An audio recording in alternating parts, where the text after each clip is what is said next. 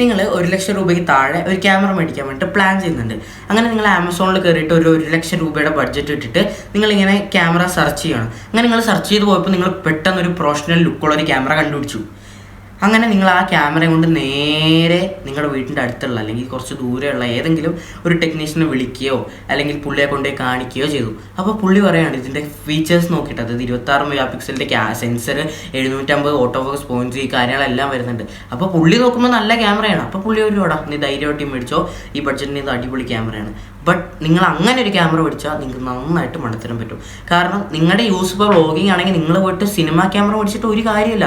കാരണം cinema camera cinema shoot ചെയ്യാൻ ഉണ്ടാക്കിയിരിക്കുന്നതാണ്, vlogging camera vlog എടുക്കാൻ ഉണ്ടാക്കിയിരിക്കുന്നതാണ്. ഇപ്പോൾ വ്ളോഗിങ്ങിന് വ്ളോഗിങ് ക്യാമറ തന്നെ മേടിക്കണം, സിനിമ ഷൂട്ടിങ്ങിന് സിനിമ ഷൂട്ടിംഗ് ക്യാമറ തന്നെ മേടിക്കണം. അപ്പോൾ നിങ്ങൾ ഇപ്പോഴും ആ ഒരു ഡൗട്ട്, ഏത് ക്യാമറ മേടിക്കണം എന്നുള്ളൊരു ഡൗട്ടിൽ ഇരിക്കുകയാണെങ്കിൽ നിങ്ങൾക്ക് ഷുവർലി ഈ ഒരു വീഡിയോ കാണാം. കാരണം നമ്മൾ ഇന്ന് ഈ ഒരു വീഡിയോയിൽ 5 കാറ്റഗറീസിലുള്ള, അതായത് 5 ഡിഫറെൻറ്റ് കാറ്റഗറീസിലുള്ള ആൾക്കാർക്ക് വേണ്ടിയിട്ടുള്ള 5 മിറർലെസ് ക്യാമറാസ് പറയുന്നുണ്ട്. ഇതിലുള്ള ക്യാമറാസ് എല്ലാം തന്നെ മിറർലെസ് ക്യാമറാസ് ആയിരിക്കും. ഇതിലെ ബഡ്ജറ്റ് എന്ന് പറയുന്നത് 1,00,000 രൂപയായിരിക്കും. അപ്പോൾ നമുക്ക് നമ്മുടെ ലിസ്റ്റിലെ 5ാമത്തെ ക്യാമറ നോക്കാം. 5ാമത്തെ ക്യാമറ എന്ന് പറയുന്നത് ഫുജിഫിലിം X-T30 Mark II ആണ്. ഫുജിഫിലിം X-T30 Mark II നമുക്ക് 4K 30 ഫ്രെയിംസിലും ഫുൾ HD 240 ഫ്രെയിംസിലും വീഡിയോ ഷൂട്ട് ചെയ്യാൻ പറ്റും. 240 ഫ്രെയിംസ് എന്ന് പറയുമ്പോഴേ അറിയാം, സ്ലോ മോഷൻ്റെ കാര്യത്തിലൊക്കെ ബട്ടറി സ്മൂത്ത് ആയിട്ടുള്ള സ്ലോ മോഷൻ നിങ്ങൾക്ക് ഈ ഒരു ക്യാമറയിൽ നിന്ന് ഉണ്ടാക്കിയെടുക്കാൻ വേണ്ടി പറ്റും. ഈ ഒരു ക്യാമറയുടെ സെൻസറിനെ പറ്റി പറയുകയാണെങ്കിൽ 26.1 മെഗാ പിക്സലിൻ്റെ ഒരു APS സെൻസറുള്ള ക്യാമറയാണ് ഫുജിഫിലിം X-T30 Mark II എന്ന് പറയുന്നത്. ഇതിന് 425 ഓട്ടോ ഫോക്കസ് പോയിന്റ്സ് വരുന്നുണ്ട്. അതുകൊണ്ട് തന്നെ ഓട്ടോ ഫോക്കസിൻ്റെ കാര്യത്തിലൊന്നും നിങ്ങൾക്ക് വലിയ ഇഷ്യൂസ് ഒന്നും ഉണ്ടാവില്ല. പിന്നെ ഇതിൽ real time auto focus mode വരുന്നുണ്ട് തന്നെ. ആനിമൽസിൻ്റെ ആയാലും ബേർഡ്സിൻ്റെ ആയാലും ഹ്യൂമൻസിൻ്റെ ആയാലും ഫോക്കസ് ചെയ്തിട്ട് അതിനെ ട്രാക്ക് ചെയ്ത് വീഡിയോ എടുത്തോളും. നമ്മൾ പിന്നെ ഫോക്കസ് ചെയ്യാനൊന്നും പോണ്ട. പിന്നെ ഫുജിഫിലിം എന്ന് കേൾക്കുമ്പോഴേ അറിയാം ഫുജിഫിലിമിൻ്റെ ഫിൽറ്റേഴ്സ്, അതായത് ഫിലിം സിമുലേഷൻ മോഡുകൾ ഇതിൽ ഇൻബിൽട്ട് ആയിട്ട് സാധാ ക്യാമറയിലൊന്നും ഇല്ലാത്ത പോലെ ഈ ഫുജിഫിലിമിൻ്റെ ക്യാമറാസിൽ ഇൻബിൽട്ട് ഫിൽറ്റേഴ്സ് ഉണ്ടാവും. അതുകൊണ്ട് തന്നെ നമ്മൾ എക്സ്റ്റേണലി ഫിൽറ്റേഴ്സ് ഒന്നും യൂസ് ചെയ്യേണ്ടി വരില്ല. ഈ ക്യാമറയിലുള്ള ഫിൽറ്റേഴ്സ് കൊണ്ട് തന്നെ നമുക്ക് ഫോട്ടോ എടുക്കാം. ഈ ഫിൽറ്റേഴ്സ് എന്ന് പറയുന്നത് നമ്മുടെ ഫോണിലുള്ള പോലെ ഭയങ്കര കണ്ണാപ്പിയായിട്ടുള്ള ഫിൽറ്റേഴ്സ് ആയിരിക്കില്ല, നല്ല അടിപൊളി ഫിൽറ്റേഴ്സ് ആയിരിക്കും. അപ്പോൾ നിങ്ങൾക്ക് എക്സ്റ്റേണൽ ഫിൽറ്റേഴ്സ് ഈ ഒരു ക്യാമറയിൽ യൂസ് ചെയ്യേണ്ടി വരില്ല. പിന്നെ ഈ ഒരു ക്യാമറയുടെ കുറച്ച് ഡ്രോബാക്സുകളെ പറ്റി പറയുകയാണെങ്കിൽ ഈ ഒരു ക്യാമറയിൽ IBIS ഇല്ല, അതായത് ഇൻബോഡി ഇമേജ് സ്റ്റെബിലൈസേഷൻ ഇല്ല. അതുകൊണ്ട് ഹാൻഡ് ഹെൽഡ് ആയിട്ട് വീഡിയോ ഷൂട്ട് ചെയ്യുമ്പോൾ കുറച്ച് ഷേക്കും കാര്യങ്ങളൊക്കെ വരാൻ വേണ്ടി പറ്റും. പിന്നെ ഈ ഒരു ക്യാമറയ്ക്ക് വെതർ സീലിംഗ് എന്ന് പറയുന്ന ഒരു സാധനമില്ല. അപ്പോൾ നിങ്ങൾക്ക് പുറത്ത് പോകുമ്പോൾ, അതായത് കുറച്ച് മഞ്ഞിലോ അല്ലെങ്കിൽ മഴയിലോ ഒക്കെ പോകുമ്പോഴത്തേക്കും ഈ ക്യാമറ ഒന്ന് കവർ ചെയ്തിട്ടൊക്കെ യൂസ് ചെയ്യാൻ വേണ്ടി നോക്കുക, അല്ലെങ്കിൽ ക്യാമറയ്ക്ക് കേടുപാടുകൾ സംഭവിക്കാൻ വേണ്ടിയിട്ടുള്ള ഒരു ഇഷ്യൂ ഉണ്ട്. പിന്നെ കുറേ പേർക്ക് ഈ ഒരു ക്യാമറ അങ്ങോട്ട് പിടിച്ചിട്ടില്ല, കാരണം ഇതിന് കുറച്ച് പ്ലാസ്റ്റിക് ബിൽഡാണ് വരുന്നത്. പ്ലാസ്റ്റിക് ബിൽഡ് ക്യാമറ യൂസ് ചെയ്യുന്ന, അല്ലെങ്കിൽ ഇപ്പോൾ ഒരു ഫോട്ടോഗ്രാഫറിന് ഈ ഒരു ക്യാമറ അങ്ങോട്ട് ഇഷ്ടപ്പെട്ടു എന്ന് പറഞ്ഞില്ല. ബട്ട് ഇതിൻ്റെ സ്പെക്ക് വെച്ച് നോക്കുമ്പോൾ ഞാൻ സജസ്റ്റ് ചെയ്യുന്നതെന്ന് വെച്ചിട്ടുണ്ടെങ്കിൽ ഫോട്ടോഗ്രാഫേഴ്സിനാണ് ഞാൻ ഈ ഒരു ക്യാമറ സജസ്റ്റ് ചെയ്യുന്നത്. കാരണം ഇതിൻ്റെ സ്പെക്ക് ഫോട്ടോഗ്രാഫേഴ്സിന് വേണ്ടിയിട്ടുള്ള സ്പെക്കാണ്. അപ്പോൾ ഈ ഒരു ക്യാമറയുടെ പ്രൈസ് എന്ന് പറയുന്നത് വിത്ത് 15-45 ലെൻസോടുകൂടി 97 സ്പെക്കാണ്. ഓക്കെ, നമുക്ക് നമ്മുടെ നെക്സ്റ്റ് ക്യാമറ നോക്കാം. അതായത് ക്യാമറ നമ്പർ 4 നോക്കാം. ഇത് ട്രാവൽ, അതായത് യാത്ര ചെയ്യുന്ന ആൾക്കാർക്ക് വേണ്ടിയിട്ടുള്ള ക്യാമറ ആയിരിക്കും. യാത്ര ചെയ്യുന്നതെന്ന് പറയുമ്പോഴേ നമുക്ക് മനസ്സിലാക്കാൻ പറ്റും, ഭയങ്കര കോമ്പാക്റ്റ് ആയിരിക്കണം. കോമ്പാക്റ്റ് അല്ലെങ്കിൽ നമുക്ക് യാത്ര ചെയ്യുന്ന സമയത്ത് സ്വാഭാവികമായിട്ട് ഇത് കൊണ്ടുകൊടുക്കാൻ ഭയങ്കര ബുദ്ധിമുട്ടായിരിക്കും. അപ്പോൾ നിങ്ങൾക്ക് ഫോണ് എന്ന് പറയുന്നത് ഭയങ്കര കോമ്പാക്റ്റ് ആണ്. ഫോണിനേക്കാൾ നല്ല പെർഫോമൻസ് വേണം എന്നുള്ളവർക്ക് നല്ല കോമ്പാക്റ്റ് ആയിട്ട് കൊണ്ടുനടക്കാൻ പറ്റുന്ന ഒരു സാധനമാണ് നമ്മൾ ഇനി പറയാൻ പോകുന്നത്. അതാണ് സോണി CV-E10 എന്ന് പറയുന്നത്.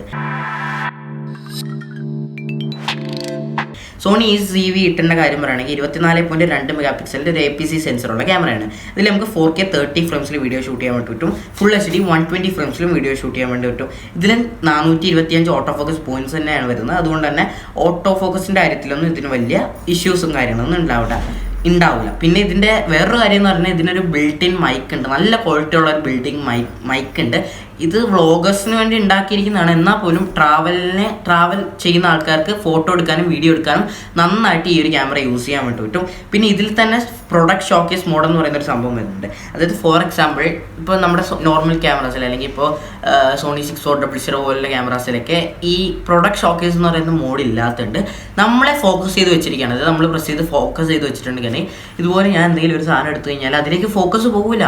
കാരണം എന്താണ്, നമ്മളെയാണ് അത് ഫോക്കസ് ചെയ്തിരിക്കുന്നത്. നമ്മുടെ കണ്ണൊക്കെ ഇങ്ങനെ മുറച്ചു പിടിച്ചിട്ട് കാണിച്ചാലേ ഈ ഒരു സാധനത്തിലേക്ക് ഫോക്കസ് പോകുള്ളൂ. ബട്ട് ഈ ക്യാമറയിൽ ഈ ഒരു പ്രൊഡക്റ്റ് ഷോക്കേസ് മോഡ് എന്നുള്ള പ്രൊഡക്റ്റ് ഷോക്കേസ് മോഡ് എന്ന് പറയുന്ന സാധനം ഓണാക്കിയിട്ട് കഴിഞ്ഞാൽ എന്തൊരു സാധനം എടുത്തു കഴിഞ്ഞാൽ നമ്മുടെ കണ്ണൊന്നും മറച്ചു പിടിക്കില്ല. ഇവിടെ കാണിച്ചാലും അവിടെ കാണിച്ചാലൊക്കെ ഇതിലേക്ക് ഫോക്കസ് പോയിക്കോളൂ. പിന്നെ ഇതിൻ്റെ കുറച്ച് ഡ്രോബാക്സുകളെ പറ്റി പറയുകയാണെങ്കിൽ ഇതിലും IBIS ഇല്ല. പിന്നെ ഇതിന് വ്യൂ ഫൈൻഡർ ഇല്ല, അതാണ് ഏറ്റവും വലിയൊരു പ്രശ്നമായിട്ട് എനിക്ക് തോന്നിയത്. അപ്പോൾ ഫോട്ടോഗ്രാഫേഴ്സിന് ചില സമയത്ത് വ്യൂ ഫൈൻഡറിൻ്റെ യൂസ് വരും, കാരണം ഭയങ്കര വെയിലത്തൊക്കെ പോയി നിന്ന് കഴിഞ്ഞാൽ ഈ ഡിസ്പ്ലേയിലുള്ള സാധനമൊന്നും കണ്ടെന്ന് വരണമെന്നില്ല. ബട്ട് അത് വിഷയമല്ലാത്തവർക്ക് ഈ ക്യാമറ എന്തായാലും എടുക്കാം. പിന്നെ ഇത് 4K നമ്മൾ ഷൂട്ട് ചെയ്ത് കുറേ നേരം ഷൂട്ട് ചെയ്യുന്നുണ്ടെങ്കിൽ ഇതിന് നന്നായിട്ട് ക്യാമറ നന്നായിട്ട് ഹീറ്റ് ആവാനുള്ള ചാൻസ് ഉണ്ട്. പിന്നെ ഈ ഒരു ക്യാമറയുടെ പ്രൈസിനെ പറ്റി പറയുകയാണെങ്കിൽ വിത്ത് 1650 കിറ്റ് ലെൻസ് നമുക്കൊരു 61,500 ആ റേഞ്ചിൽ കാര്യങ്ങളൊക്കെ മേടിക്കാൻ വേണ്ടി പറ്റും. അപ്പോൾ നമുക്ക് നമ്മുടെ നമ്പർ 3 ക്യാമറ നോക്കാം. ഇത് ഞാൻ വൈൽഡ് ലൈഫ് അങ്ങനെ ഫോട്ടോഗ്രാഫിക്കും വീഡിയോഗ്രാഫിക്കും ഒക്കെ പോകുന്ന ആൾക്കാരില്ലേ, അങ്ങനെയുള്ള ആൾക്കാർക്കാണ് ഞാൻ ഈ ക്യാമറ റെക്കമെൻഡ് ചെയ്യുക. ഇതെന്ന് പറയുന്നത് Canon EOSൻ്റെ Canon EOS R10 എന്ന് പറയുന്ന ക്യാമറയാണ്. ഇതിന് 24.2 മെഗാ പിക്സലിൻ്റെ ഒരു APS-C സെൻസറാണ് വരുന്നത്. ഇതിൽ നമുക്ക് 4K 60 ഫ്രെയിംസിലും ഫുൾ HD 120 ഫ്രെയിംസിലും വീഡിയോ ഷൂട്ട് ചെയ്യാൻ പറ്റും. ഇതിൽ 651 ഓട്ടോ ഫോക്കസ് പോയിന്റ്സ് വരുന്നുണ്ട്. കാരണം എന്ന് പറഞ്ഞാൽ നമ്മുടെ മുമ്പ് പറഞ്ഞ പാസ്റ്റ് 2 ക്യാമറാസിനെക്കാളും ഇതിൽ നല്ല ഓട്ടോ ഫോക്കസ് കിട്ടും. അതുകൊണ്ടാണ് ഞാൻ ഇത് വൈൽഡ് ലൈഫിന് റെക്കമെൻഡ് ചെയ്തത്. അത് വൈൽഡ് ലൈഫ് എന്ന് പറഞ്ഞാൽ ഓട്ടോ ഫോക്കസ് ഒക്കെ മസ്റ്റ് ആയിട്ടുള്ള കാര്യമാണ്. ആനിമൽസിനെയൊക്കെ ട്രാക്ക് ചെയ്ത് കൊണ്ടുവരാണ്. അതുകൊണ്ട് ഈ പറഞ്ഞ 651 ഓട്ടോ ഫോക്കസ് പോയിന്റ്സ് വളരെ അത്യാവശ്യമായിട്ടുള്ള കാര്യമാണ്. അത് ഈ ഒരു ക്യാമറയിൽ ഉണ്ട്. പിന്നെ ഇതിൽ റിയൽ ടൈം ഓട്ടോ ഫോക്കസ് ഈ ഒരു ക്യാമറയിലും ഉണ്ട്. അതുകൊണ്ട് തന്നെ വൈൽഡ് ലൈഫിനൊക്കെ പോകുന്നവർക്ക് വളരെ യൂസ്ഫുൾ ആയിരിക്കും. ഓക്കെ, ഇനി നമുക്ക് ഇതിൻ്റെ കുറച്ച് ഡ്രോബാക്സുകൾ നോക്കാം. ഇതിൽ 4K 60 ഫ്രെയിംസിലൊക്കെ നമ്മൾ ഷൂട്ട് ചെയ്യൂലേ, ആ സമയത്ത് കുറേ അധികം നേരം ഷൂട്ട് ചെയ്തിട്ടുണ്ടെങ്കിൽ ഇതിൽ കുറച്ച് ഹീറ്റ് വരാനുള്ള ചാൻസ് കൂടുതലാണ്. പിന്നെ ഈ ക്യാമറയിലും ഈ IBIS എന്ന് പറയുന്ന സാധനമില്ല. അപ്പോൾ വൈൽഡ് ലൈഫിനൊക്കെ പോകുമ്പോൾ നമ്മൾ ട്രൈപോഡിൽ ഹോൾഡ് ചെയ്യുക, അല്ലെങ്കിൽ ഗിംബലിലൊക്കെ ഹോൾഡ് ചെയ്തിട്ട് യൂസ് ചെയ്യുക, അല്ലെങ്കിൽ നല്ല ഷേക്ക് വരാനുള്ള ചാൻസ് ഉണ്ട്. പിന്നെ ഇതിൻ്റെ വേറൊരു ഡ്രോബാക്ക് എന്ന് പറയുന്നത് 4K നമ്മൾ ഷൂട്ട് ചെയ്യുമ്പോഴത്തേക്കും 4K 60 ഫ്രെയിംസിലൊക്കെ വീഡിയോ ഷൂട്ട് ചെയ്യുമ്പോഴത്തേക്കും ക്രോപ്പ് വരാനുള്ള ചാൻസ് ഉണ്ട്. അതായത് ചെറിയൊരു ക്രോപ്പ് വരാനുള്ള ചാൻസ് ഉണ്ട്. അപ്പോൾ നമുക്ക് ആ കിട്ടുന്ന ഫ്രെയിം കുറച്ച് കുറയും. എന്തായാലും ക്രോപ്പ് സെൻസർ ക്യാമറയാണ്. ക്രോപ്പ് സെൻസർ ക്യാമറയിൽ വീണ്ടും ക്രോപ്പ് വരിക എന്ന് പറഞ്ഞാൽ അത്ര നല്ല കാര്യമല്ല, ബട്ട് വലിയ പ്രശ്നമൊന്നുമല്ല അത്. ഓക്കെ, ഇനി നമുക്ക് ഈ ഒരു ക്യാമറയുടെ പ്രൈസിനെ പറ്റി പറയുകയാണെങ്കിൽ ഈ ഒരു ക്യാമറ വിത്ത് 18 to 45 ലെൻസ് നമുക്ക് 81,990 ഫ്ലിപ്കാർട്ടിൽ മേടിക്കാൻ വേണ്ടിയിട്ടും ആമസോണിൽ ഞാൻ ഇപ്പോൾ ചെക്ക് ചെയ്തപ്പോഴത്തേക്കും ഇതിൻ്റെ ഈ കിറ്റ് ലെൻസുമായിട്ട് വരുന്ന സാധനമില്ല. വേറൊരു കിറ്റ് ലെൻസുമായിട്ട് 18 to 135 അങ്ങനെ എന്തോ ലെൻസുമായിട്ടുള്ളവരെ ഉള്ളൂ. ആ സാധനമാണെങ്കിൽ 1,05,000 പ്രൈസ് വരുന്നുണ്ട്. ബട്ട് അത് നല്ലൊരു കാര്യമായിരിക്കും. വൈൽഡ് ലൈഫിന് പോകുന്നവർക്ക് കിറ്റ് ലെൻസിൽ നിന്ന് തന്നെ നല്ലൊരു പെർഫോമൻസ് ഉണ്ടാക്കിയെടുക്കാൻ വേണ്ടി പറ്റും. ഓക്കെ, നമുക്കിനി നെക്സ്റ്റ് ക്യാമറയിലേക്ക് പോകാം. അതായത് camera number 2 for hybrid users. Hybrid users എന്താണെന്ന് അറിയാത്തവർക്ക് വേണ്ടിയിട്ട്, ഹൈബ്രിഡ് എന്ന് പറഞ്ഞു കഴിഞ്ഞാൽ ഫോട്ടോയും വീഡിയോസും ഒരേപോലെ എടുക്കണമെന്ന് ആഗ്രഹമുള്ളവരാണ് ഹൈബ്രിഡ് യൂസേഴ്സ്. ഇനി നമുക്ക് ഹൈബ്രിഡ് യൂസേഴ്സിന് പറ്റിയ ക്യാമറ ഏതാണെന്ന് നോക്കാം. Sony A6400. സോണി A6400 എന്ന് പറയുന്നത് 24.2 മെഗാ പിക്സലിൻ്റെ ഒരു APS-C സെൻസറുള്ള ക്യാമറയാണ്. ഇതിൽ നമുക്ക് 4K 30 ഫ്രെയിംസിലും ഫുൾ HD 120 ഫ്രെയിംസിലും വീഡിയോ ഷൂട്ട് ചെയ്യാൻ പറ്റും. പിന്നെ ഇതിലും നേരത്തെ പറഞ്ഞ പോലെ തന്നെ റിയൽ ടൈം ഓട്ടോ ഫോക്കസും കാര്യങ്ങളൊക്കെ ട്രാക്കിങ്ങും കാര്യങ്ങളൊക്കെ വരുന്നുണ്ട്. അപ്പോൾ ഇതും നിങ്ങൾക്ക് അത്യാവശ്യം നല്ല ഫോട്ടോഗ്രാഫിക്കും വീഡിയോഗ്രാഫിക്കും ഒക്കെ ഈ റിയൽ ടൈം ഓട്ടോ ഫോക്കസ് എന്ന് പറയുന്ന കാര്യം അത്യാവശ്യം നല്ലൊരു കാര്യമാണ്. പിന്നെ ഇതിൻ്റെ കുറച്ച് ഡ്രോബാക്സുകളെ പറ്റി നമുക്ക് പറയാം. ഇതിൻ്റെ ഡ്രോബാക്കുകൾ എന്ന് പറയുന്നത്, ഇതിൻ്റെ മെയിൻ ഡ്രോബാക്ക് എന്ന് പറയുന്നത് ഇതിലും IBIS ഇല്ല. പിന്നെ ഇതിൽ ഹെഡ്ഫോൺ ജാക്ക് ഇല്ല. അതായത് ഹെഡ്ഫോൺ ജാക്ക് ഉണ്ടെങ്കിലേ നമുക്ക് റിയൽ ടൈം ഓഡിയോ മോണിറ്ററിങ് പറ്റുള്ളൂ. അപ്പോൾ ഇതിൽ റിയൽ ടൈം ഓഡിയോ മോണിറ്ററിങ് പറ്റില്ല. അപ്പോൾ ഇതൊക്കെയാണ് ഇതിൻ്റെ ഡ്രോബാക്സുകളെ പറ്റി പറയാനുള്ളത്. അപ്പോൾ ഇതിൻ്റെ പ്രൈസ് എന്ന് പറയുന്നത് വിത്ത് 1650 കിറ്റ് ലെൻസ് 74,000-75,000 രൂപയുടെ ഇടയിൽ മേടിക്കാൻ വേണ്ടി കിട്ടും.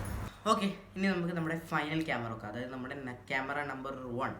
അത് ഏത് യൂസേഴ്സിന് വേണ്ടിയിട്ടാണെന്ന് നോക്കാം. ഇത് നമ്മൾ ഫിലിം ഷൂട്ട് ചെയ്യാൻ പോകുന്നവർക്ക് അങ്ങനെയുള്ളവർക്കാണ് റെക്കമെൻഡ് ചെയ്യുക. കാരണം ഈ ബഡ്ജറ്റ് 1 ലക്ഷം രൂപയ്ക്ക് താഴെ ബഡ്ജറ്റിൽ ഒരു ഫിലിം ക്യാമറ കിട്ടില്ല, നല്ലൊരു ഫിലിം ക്യാമറ കിട്ടില്ല. അതുകൊണ്ട് നമ്മൾ വേറെ ഏതെങ്കിലും കാറ്റഗറിയിലുള്ളൊരു ക്യാമറ എടുത്തിട്ട് അതിൻ്റെ സ്പെക്ക് വെച്ച് അതിനെ ഫിലിമിന് വേണ്ടിയിട്ട് റെക്കമെൻഡ് ചെയ്യുക. അപ്പോൾ ഇത് നല്ലൊരു വ്ളോഗിങ് ക്യാമറയാണ്. ബട്ട് ഇതിന് വ്ളോഗിങ് ക്യാമറയുടെ സ്പെക്ക് അല്ലുള്ളത്, ഫിലിം ഷൂട്ട് ചെയ്യാൻ പറ്റിയ നല്ല സ്പെക്ക് ഈ ഒരു ക്യാമറയ്ക്ക് ഉണ്ട്. ഈ ക്യാമറയാണ് സോണി CV-E10 Mark II എന്ന് പറയുന്നത്. സോണി CV-E10 Mark II നമുക്ക് 26.1 മെഗാ പിക്സലിൻ്റെ ഒരു APS-C സെൻസറാണ് വരുന്നത്.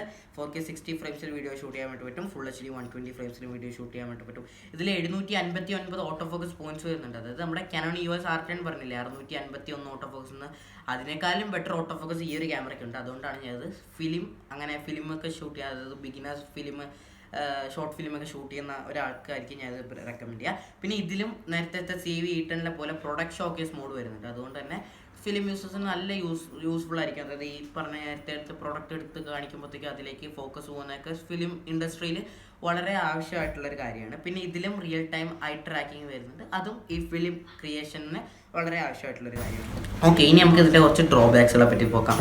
ഇതിനും നേരത്തെ പറഞ്ഞ പോലെ തന്നെ നേരത്തെയുള്ള ഒരു ക്യാമറയിലും ഇല്ലാത്ത സെയിം സാധനം ഇതിലും ഇല്ല. IBIS ഇൻബോഡി ഇമേജ് സ്റ്റെബിലൈസേഷൻ ഈ ഒരു ക്യാമറയിലും ഇല്ല. പിന്നെ ഇതിൽ വ്യൂ ഫൈൻഡർ ഇല്ല. നേരത്തെ CV10 പോലെ തന്നെ ഇതിലും Mark 2 വന്നപ്പോഴും വ്യൂ ഫൈൻഡർ കൊടുത്തിട്ടില്ല. അത് അത്ര നല്ലൊരു കാര്യമല്ല, ബട്ട് വീഡിയോ ഷൂട്ടിങ്ങിന് നല്ലൊരു ക്യാമറ ആയിരിക്കും. പിന്നെ ഇതിൽ 4K കുറച്ച് ഹീറ്റിംഗ് വരുന്നുണ്ട്. അതായത് ഓവറായിട്ട് ടൈമിൽ കുറേ സമയം എടുത്തിട്ട് ഷൂട്ട് ചെയ്യുമ്പോൾ കുറച്ച് ഹീറ്റ് വരാൻ ചാൻസ് ഉണ്ട്. അപ്പോൾ വലിയ ലോങ് ഷൂട്ടൊന്നും ഒരൊറ്റ ബാറ്ററി കൊണ്ട് നടക്കില്ല. കുറേ ബാറ്ററി, അതായത് ഒരു 2-3 ബാറ്ററി ഒക്കെ എടുത്തിട്ട് പോകാൻ വേണ്ടിയിട്ട് നോക്കുക. കാരണം ഫിലിം ഷൂട്ടാണ്, കുറേ ടൈം ഉണ്ടാവും. അപ്പോൾ കുറച്ച് എക്സ്ട്രാ ബാറ്ററീസ് കരുതുക. ഇതിൻ്റെ പ്രൈസിനെ പറ്റി പറയുകയാണെങ്കിൽ 1650 ലെൻസോട് കൂടി നമുക്ക് 92,000 രൂപയ്ക്ക് മേടിക്കാൻ വേണ്ടി കിട്ടും. അപ്പോൾ നമ്മൾ ഇന്ന് ഈ ഒരു വീഡിയോയിൽ മെയിൻ ആയിട്ടുള്ളൊരു കാറ്റഗറി പറഞ്ഞിട്ടില്ല. കാരണം നമ്മൾ ആ ഒരു കാറ്റഗറിയുടെ സെപ്പറേറ്റ് ഒരു വീഡിയോ ചെയ്യുന്നുണ്ട്. ആ കാറ്റഗറിക്ക് മാത്രമായിട്ടുള്ളൊരു സെപ്പറേറ്റ് വീഡിയോ ഞാൻ ചെയ്യുന്നുണ്ട്. ആ കാറ്റഗറി ഏതാണെന്ന് വെച്ചിട്ടുണ്ടെങ്കിൽ വ്ളോഗേഴ്സിന് വേണ്ടിയിട്ട് പറ്റിയ ബെസ്റ്റ് 5 ക്യാമറാസ് എന്ന് പറഞ്ഞിട്ട് ഒരു സെപ്പറേറ്റ് വീഡിയോ ഞാൻ ചെയ്യുന്നുണ്ട്. കാരണം ഇപ്പോൾ കുറേ വ്ളോഗേഴ്സ് ഉള്ളതുകൊണ്ട് അവർക്ക് പല കമ്പനിയിൽ നിന്നുള്ള ക്യാമറാസിനോടായിരിക്കും താല്പര്യം. അതുകൊണ്ടാണ് ഞാൻ അങ്ങനെ ഒരു സെപ്പറേറ്റ് വീഡിയോ ആയിട്ട് ചെയ്യാമെന്ന് വിചാരിക്കുന്നത്. അപ്പോൾ ഇനിയും ഇതുപോലുള്ള യൂസ്ഫുൾ വീഡിയോസായിട്ട് വരുന്നത്. ബൈ.